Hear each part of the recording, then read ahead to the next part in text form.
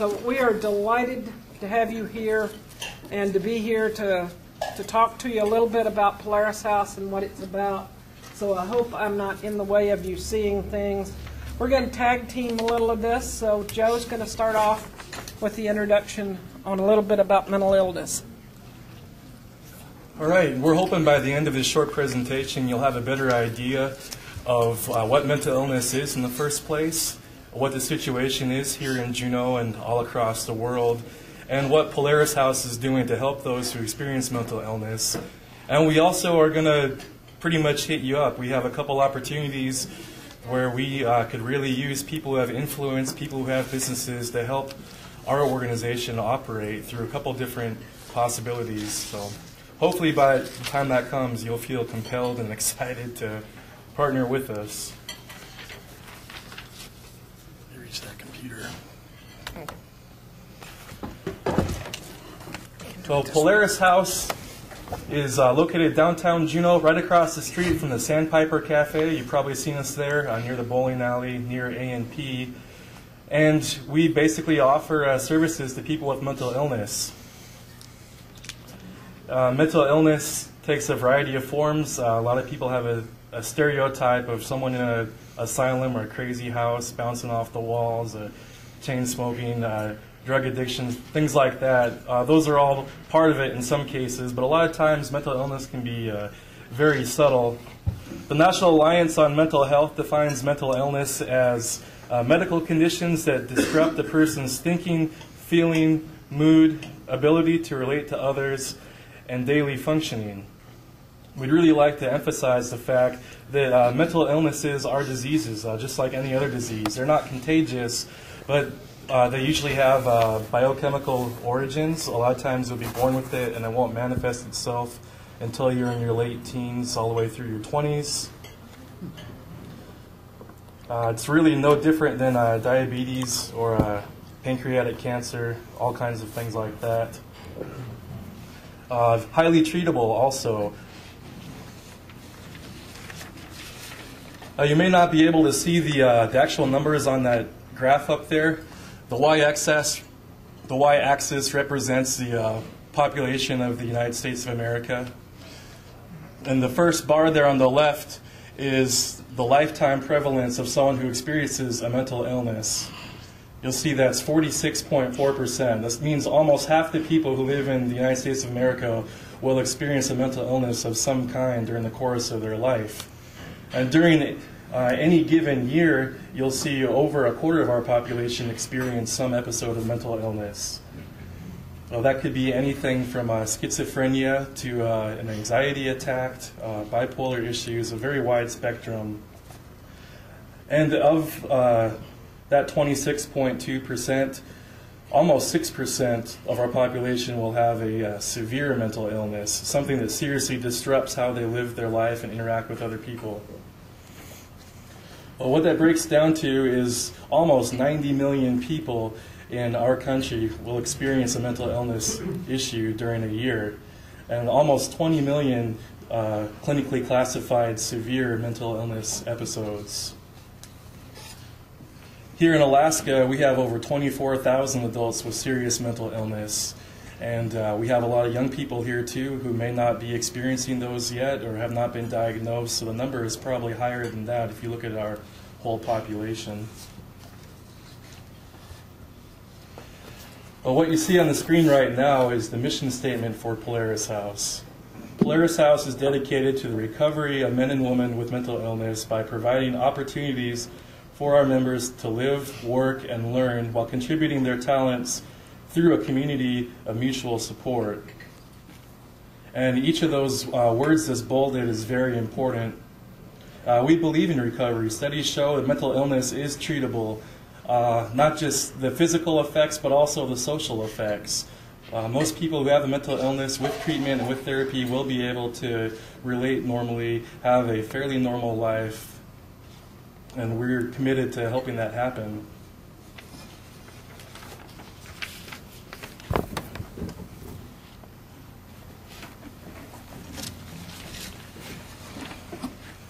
Polaris House is an international clubhouse model program.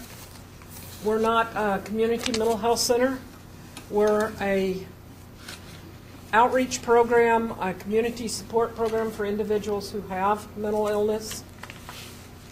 There are over 300 certified clubhouses across the world. It's an international organization,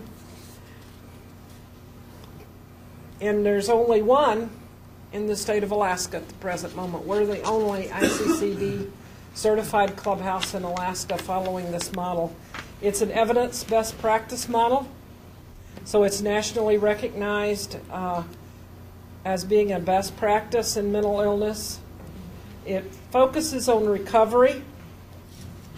We focus on helping people gain greater independence, opportunities in their lives. We focus on the strengths of a member. You rarely hear us discussing mental illness. We don't refer to people who come in and use our facilities as patients, or they're not gravely mentally ill, and all of these other things that are really talk about what you can't do and what limits your life. We really talk to people about what you can do, and we talk a lot about your strengths. And what we're interested in is, what is your talent, what is your ability, what do you want to do, and how can we help you improve and do better. So we work a lot with education and training and personal growth and relationships. Everything we do is a staff and members, we work side by side. So our members help us with everything in the clubhouse, from deciding what's for lunch and helping cook it, helping buy the groceries, to making sure we stay within our budget. So they help us with absolutely everything that runs the clubhouse. What we're not is, we're not a soup kitchen. We do serve breakfast and lunch. We are open every holiday. So we are open Thanksgiving Day. We are open Christmas Day. We're open New Year's Day. 4th of July on the holiday. It's really important for a lot of our members who don't have a lot of community connections to be able to come and share those holidays with each other. It can be a very, especially Thanksgiving and Christmas, can be a very depressing time for some of our folks. And it makes it a lot more fun, a lot easier to come down and share it together and have a meal and have a party together. We're not a homeless shelter, although we do work with housing. We're not a drop-in drunk tank. We're not a psychiatric ward or a community mental health center. We talk a lot about rights of our members, and these are really important. That it's a person has a right to a place to belong, a place to come, a place to belong, a right to have a meaningful relationship. Some of our folks don't have a lot of that, and some of them aren't exactly greeted with a smile when they come in your business. So a right to meaningful work. Everybody should have a right to work if they want to, and they can. And a lot of our folks have been told for years, oh, don't go back to work, it's going to make your symptoms worse. Well, poverty, lack of something to do. How many of y'all, all of y'all here work, and I can tell by your introductions. Can you imagine sitting at home and not having anything to do? I mean, there's only so much of days of our lives any of us can handle. Really. I imagine 90% of us here in this room would be we'd be out finding some work. It may not be paid, but we'd be busy. We'd be on some board. We'd be doing something. A lot of our folks haven't had that chance. They're just sitting there in front of a TV. So we want a place to come, and you can come down to Polaris House, and we have real work, not make work. It's real work, and it's a chance for you to come, participate, help other people, help others, help other members, help cook, help fix, help clean, help us do everything we do, from write our newsletter to do our budgets. and it's a right to a place to return. It's virtually impossible to completely burn your bridges at Polaris House. We believe in giving people chances, so even if you have a problem, you have to be a danger to the safety and well-being of yourself and the other community in general. And we're still going to give you a second chance, or a third chance, or a fourth chance. So members are members for life. And we'll have members who come in and they go back to work and they're working and they're doing great. And then they hit a bump in life's road and they have a problem. Well, they know where to find that support, and they come back in. The day they come in, they're members, they're still members, and we're still going to provide them some help. There are 36 standards that the 36 standards govern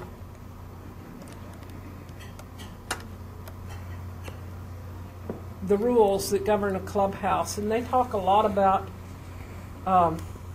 dignity and respect and respecting each other, and it empowering the members to make decisions for themselves. And we've picked out a few of the standards. The members choose how they use the clubhouse.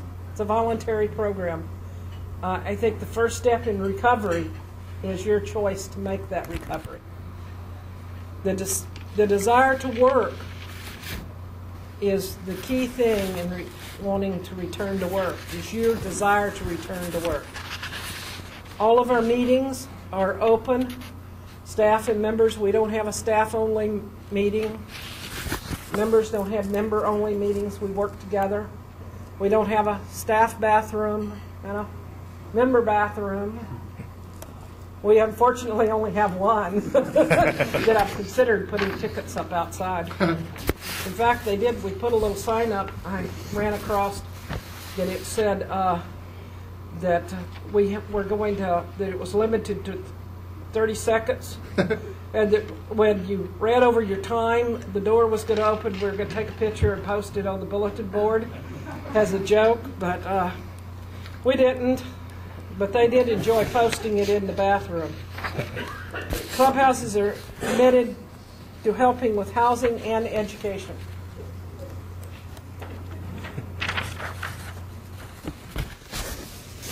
Polaris House was started in 2002.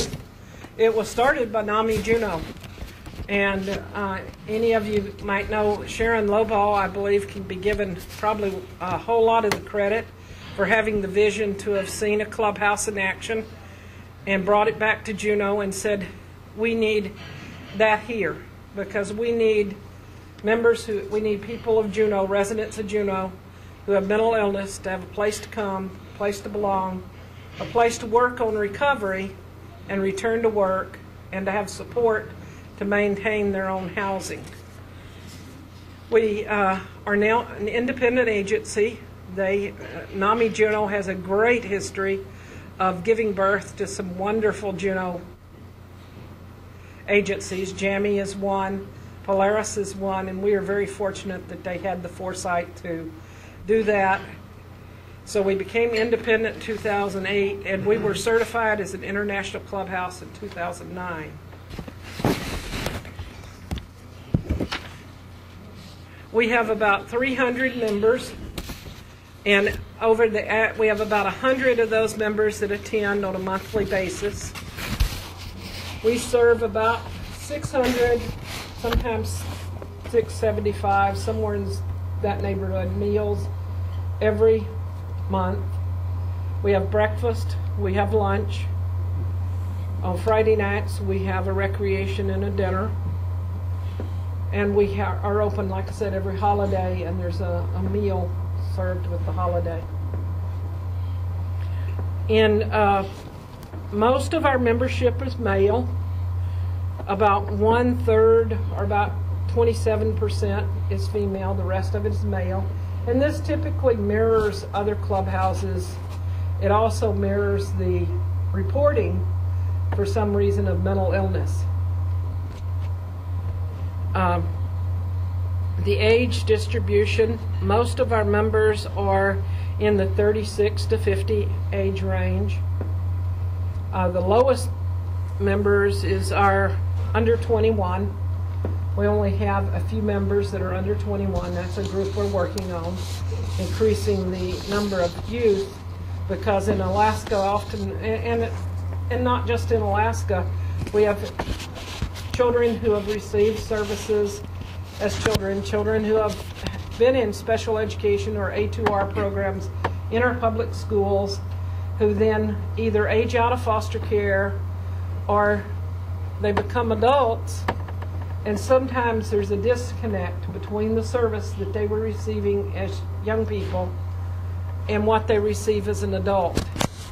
So we would like to make sure that that disconnect doesn't happen, and that those that have issues, that those services continue as they get older.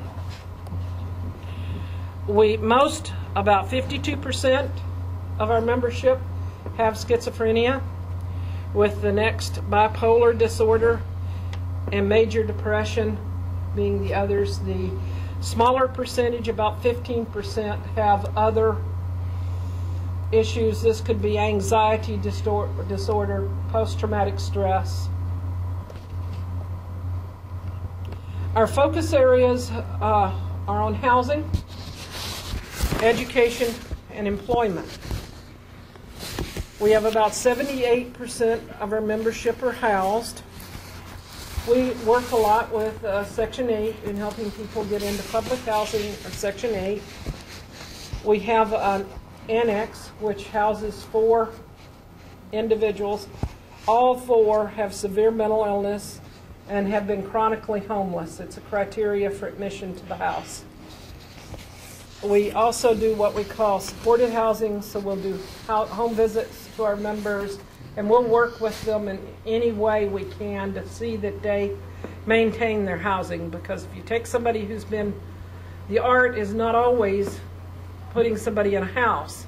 In Juneau, that can be a challenge because, as we all know, it's expensive and there aren't as many houses as maybe we need. But it's not always the issue of putting a member in a house who's been homeless for a long time. The art is providing the support and seeing them continue to be housed down the road 6 months and a year from now. And that's where we've been most successful, at helping our members stay housed, because they have someplace to come, they have support, and we're able to work through whatever that problem is. And we'll just sit down and work with whatever their problem is that's kept them from getting housing. And if that's paying the rent, we'll figure a way to get that rent paid. We'll work out something. And one gentleman, the check came to Polaris House. One of his checks came to Polaris House. A staff member took him to the bank to cash it and then took him to pay his rent. That was because if it went in his bank account, he spent it. So we will work some creative ways to find a way to help people stay housed. We also help people get a GED. Often mental illness will come upon somebody when they're a young person, when they're just starting out, dreaming of going to college and getting an education, getting out of school, and then they have a devastating mental illness take place, and that sort of stopped that growth. So when they begin to recover, we want to help them get the GED. We also work a lot with food safety. Our kitchens are permitted. Same thing as any restaurant in town. So we have food managers on site. We offer our members as well as staff to take the food managers class. Food handlers cards are people who cook in the kitchen, have food handlers cards.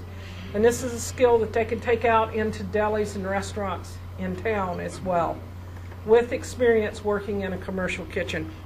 We teach life skills as well as computer skills and employment. In the past,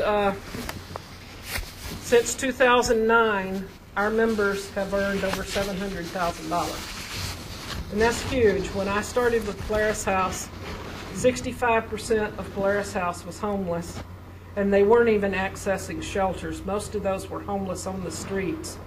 I could not record any earned income. The only 2 jobs I knew of members working And I knew one person who shoveled snow off of sidewalks and driveways in the winter.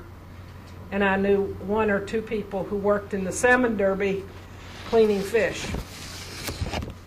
We now have about 23 members employed, and they have over the past 3 years consistently earned collectively over $200,000. And most, 65% of those 23, were chronically homeless. So they went from being homeless to being housed to now earning a living, and they're paying taxes and buying electricity and all of the other things that the rest of us do, and spending those extra dollars in our fair city.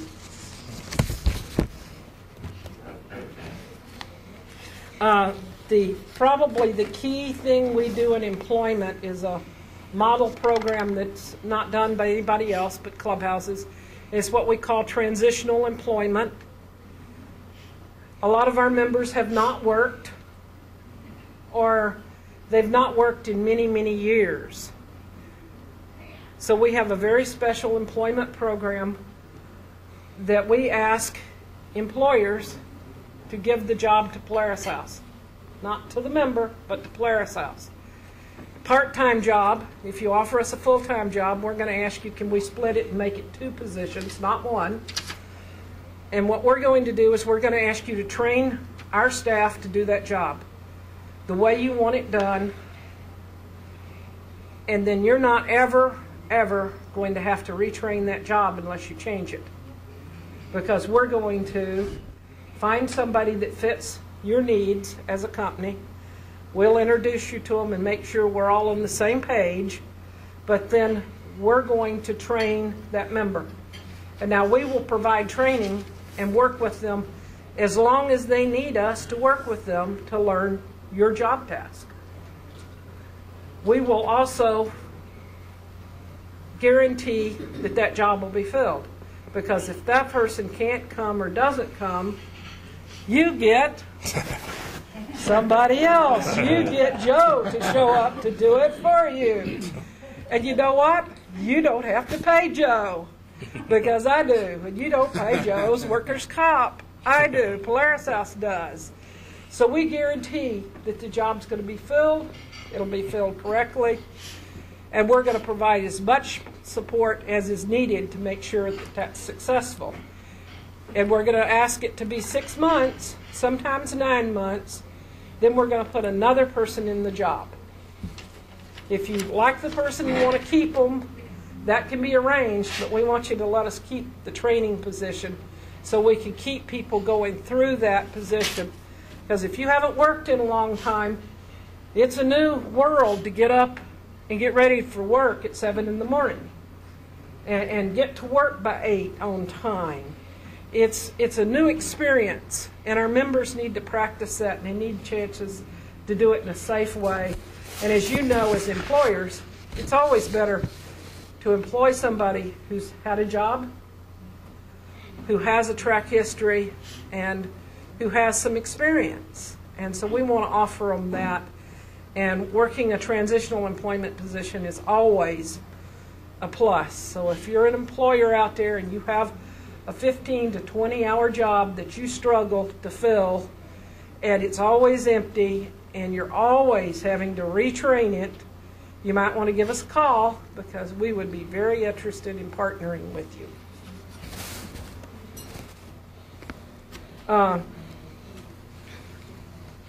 The biggest thing about the TE is that, like I said, it's the quality of the job and the guaranteed coverage of it. Our goals this year is to have 5 transitional employment positions. We right now have 3, so we're looking for 2 more. So we're looking to develop 2 more sites, and we want the jobs to be part-time. Most of our members receive disability, Social Security disability, or SSI, and we want them to maintain those disability benefits until they've worked enough that they're sure. Some people will, after they work for a while, feel comfortable and go, you know, I could don't need to stay on disability. I want to work full time. We want to make sure they understand all that goes into coming off of disability, and that they have a ticket to work, and that, so that we want them to have plenty of experience before that happens. So we look for the jobs to be part-time so that those can stay. Right now we have one at Salvation Army, and we are working with Super Bear. So we are hoping to come up with some others.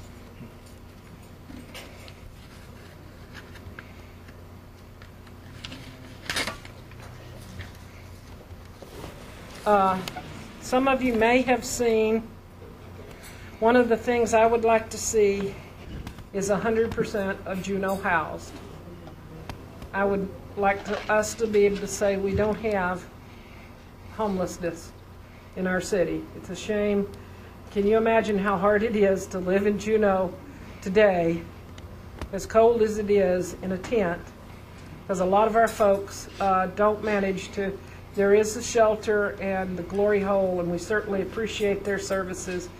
But some of our members, the severity of the mental illness makes it difficult for them to access those services. So most of them wind up under your bridge and in tents. We have the experience to know that when people are housed, that alone, even if they have severe problems and they are drinking and using substances, if we can house someone, it's a first step to them being better. Because housed, and we have a number of members have shown, they're arrested less, there are fewer, almost eliminated emergency room visits, psychiatric hospitalizations, all of those go down. And that's the cost of rent, and the support of Polaris House or somebody like us is a cheap ticket to just maintaining somebody in our jail for a month. It's pretty expensive. One of our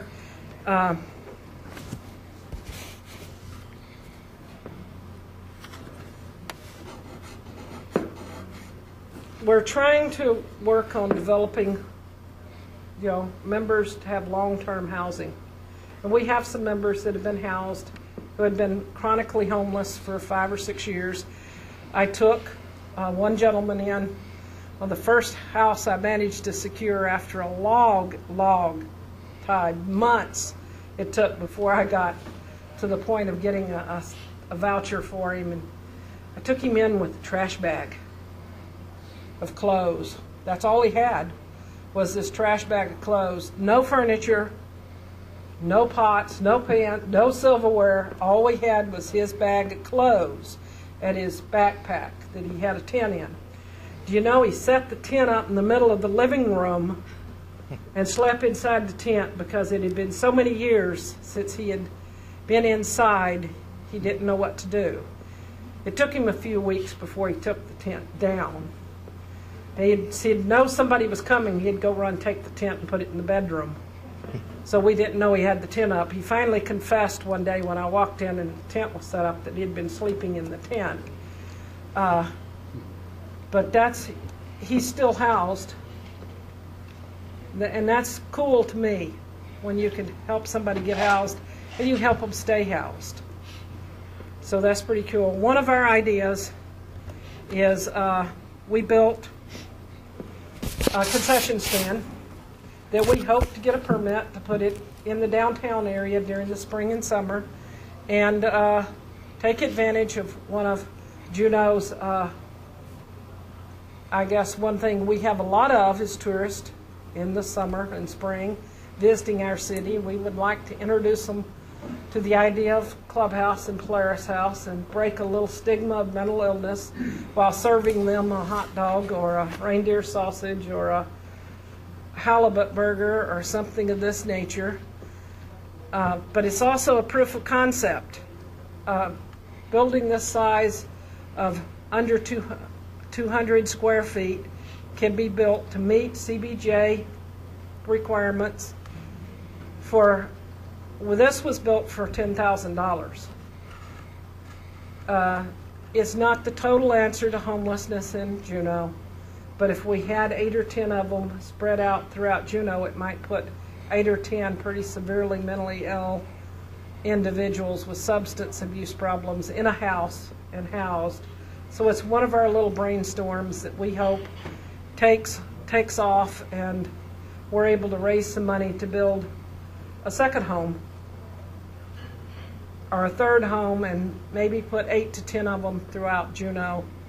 But we also hope that to serve some people some burgers and have them look up and realize that, oh, maybe the person that just served me that sandwich, I can't tell who in that building has mental illness, but someone does. Maybe we can break a little stigma there. So would like to open it up for questions. And for Brad's sake, if you could, since he's filming, before you answer, Kathy, you start off. I just want to say that small house model that you showed, I wish you could have showed the inside on the, which channel is it? The home network? No, not the shopping. The do-it-yourself or whatever. HGTV. Yes, HGTV. They had a competition where they built these small homes, and the decorators had to go in, and it is amazing what you can fit in those small little buildings. It's truly amazing. I'm tickled to see that you're doing that sort of thing. This one inside is built for a concession stand, so it is. But it was built with some, very well built. It's very solidly built, but there is a way to build built-in beds and furniture and tables, and they not only are extremely attractive, but they are extremely durable and very energy efficient. You could almost heat it with a light bulb. It can have that much insulation in it. Yeah, they're great. That's amazing. Very comfortable, and could easily see myself, or even myself and my husband living in it.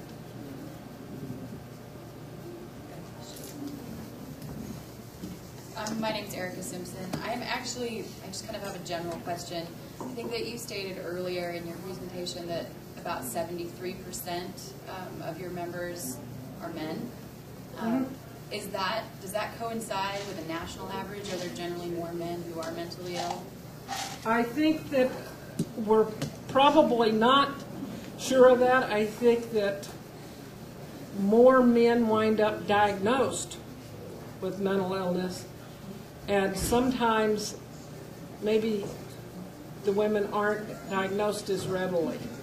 I'm not sure why that's true, but it is sort of, and nationally in clubhouses, I don't know a single clubhouse that doesn't have almost 3/4 of their population is men and a much smaller percent women. There was another one. Mindy. Mindy, so my question is, these housing units, are they self-contained? Would you be hooking them up to cities' utilities, or how does that work? Well, you could hook it, the idea would be to hook it up to city services. It would be built on a foundation that could be picked up with a forklift, set on a trailer, taken to a site, and then sit down hooked up to city water, sewer. Could have an oil, probably most efficient at the present moment would be fuel oil, heat. So you would need land then?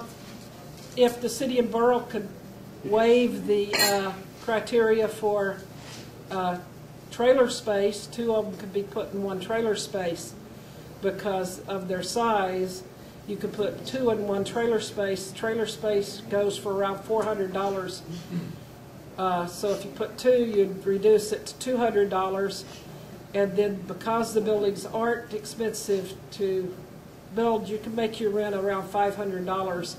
Most of our folks' income is about $1,063 a month. And although $500 or $550 is more than 30%, because nationally they say for to be able to maintain a balanced budget, you should spend about 30% on your rent. It would be more than that, but it would be very doable and the cheapest rent in town.